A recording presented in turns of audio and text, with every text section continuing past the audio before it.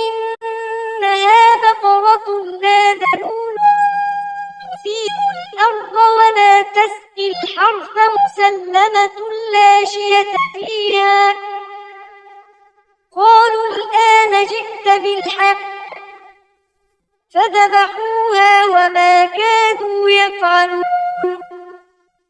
وإذ قتلتم نفسا فادارأتم فيها والله مخرج ما كنتم تكتمون. فقلنا اضربوه ببعضها كذلك يحيي الله الموتى ويريكم آياته لعلكم تعقلون.